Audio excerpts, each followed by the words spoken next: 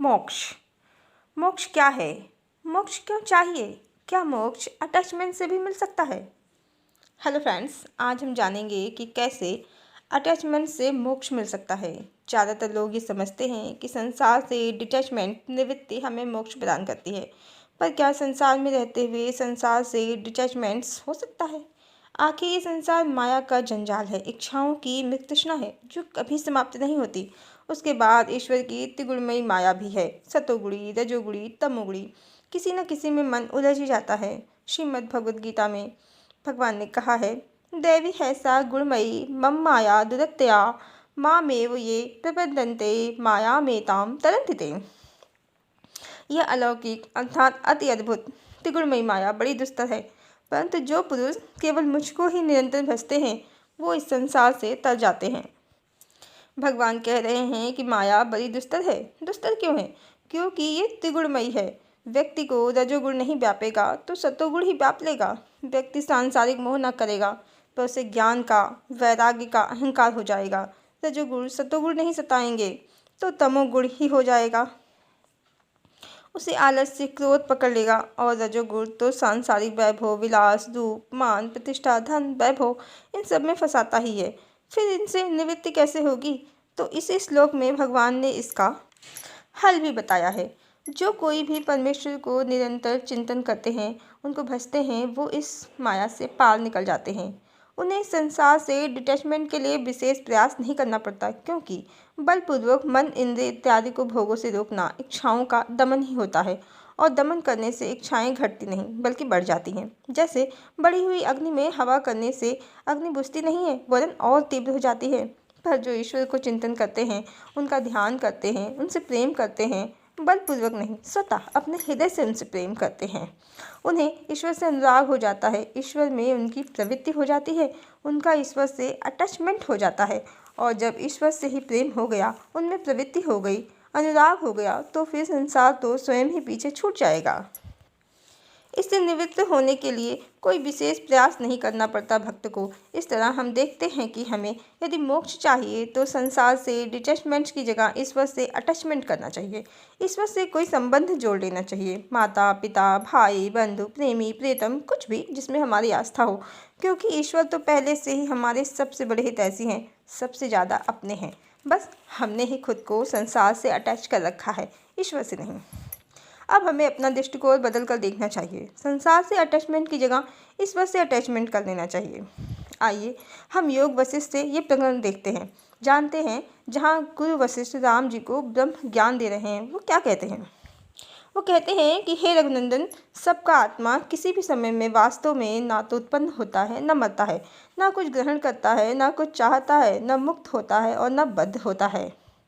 जैसे सर्प में रज्जु की भ्रांति दुख देने वाली है, वैसे ही आत्मा के अज्ञान से उत्पन्न देह आदि अनात्म पदार्थों में आत्मबुद्धि रूप भ्रांति केवल दुख देने वाली है। यह आत्मा कभी भी उत्पन्न नहीं होता है, यह अनादि है और यह कभी विनिष्ट भी नहीं होता, क्योंकि यह अजन्मा है तथा वह आत्म भिन्न वस्तु की कभी भी अभिलाषा नहीं करता, क्योंकि आत्मा से भिन्न कोई वस्तु है ही नहीं। यह आत्मा दिशा, देश और काल से परिमित न होने के कारण कभी भी बंधता नहीं है, और जब बंधन ही नहीं तो मोक्ष कहाँ से होगा? अतएव वास्तव में आत्मा बंधन मोक्ष से रहित है। इस प्रकार हम समझ सकते हैं कि मोक्ष की परिकल्पना ही व्यर्थ है। हमें मोक्ष पाने के स्थान पर ईश्वर का प्रेम प्राप्त करने पर ध्यान देना चाहिए। भक्त भी यही कहते हैं, हमें मोक्ष नहीं, जन्म जन्म हरि की भक्ति चाहिए, और जिसका मन हरि में लग गया तो वो मुक्त ही है। कहते हैं ना, जब मैं था तब हरि नहीं, जब हरि तब मैं नाही। यही तो मोक्ष है, यही तो भगवत स्वरूप की प्राप्ति है। कबीर कहते हैं, प्रेम गली अति साकरी, जामे दो न समाए। यही तो प्रेम की पराकाष्ठा है, जहाँ हम में और हमारे ईश्वर में कोई भेद नहीं।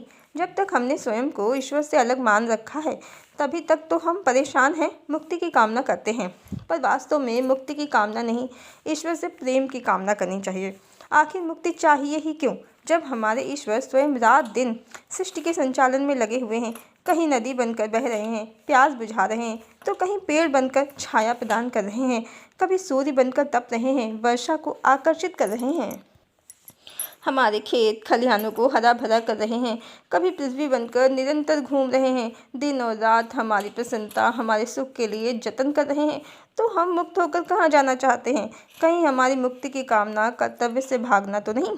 भगवान भी श्रीमद् भगवद गीता में कहते हैं कि हे अर्जुन, मुझे तीनों लोकों में ना तो कुछ कर्तव्य है, न प्राप्त करने योग्य कोई वस्तु अप्राप्त है, तो भी मैं प्रतिक्षण कर्तव्य में ही बरतता हूँ।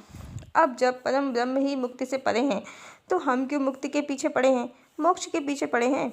अब भगवान श्रीमद् भगवद गीता में ये भी कहते हैं, जो अनन्य प्रेमी भक्त जन मुझ परमेश्वर को निरंतर चिंतन करते हुए निष्काम भाव से भजते हैं, उन नित्य निरंतर मेरा चिंतन करने वाले पुरुषों का योगक्षेम मैं स्वयं प्राप्त करा देता हूँ। भगवान स्वयं कह रहे हैं कि मैं स्वयं प्राप्त करा देता हूँ।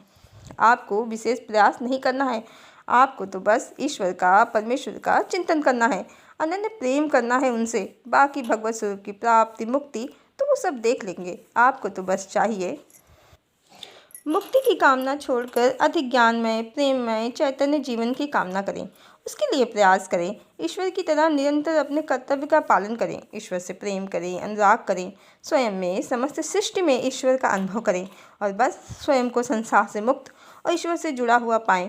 क्योंकि मोक्ष की कामना भी तो इच्छा है और इच्छा संसार से बांधती है। यदि कामना ही करनी है तो श्रेष्ठ जीवन की कामना करें। ईश्वर का प्रेम प्राप्त हो जाए, इसकी कामना करें।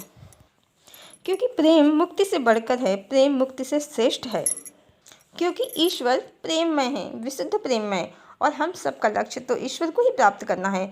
फिर ईश्वर को प्राप्त करने के लिए मुक्ति की कामना की आवश्यकता नहीं, ईश्वर को, उनके प्रेम को प्राप्त करने की कामना की आवश्यकता है। मीराबाई इसका सबसे बड़ा प्रमाण है। मीराबाई ने संसार से डिटैचमेंट नहीं किया, कृष्ण से अटैचमेंट कर लिया। और जब कृष्ण से अटैचमेंट हो गया, फुल अटैचमेंट हो गया, तो अपने आप ही संसार से डिटैचमेंट हो गया।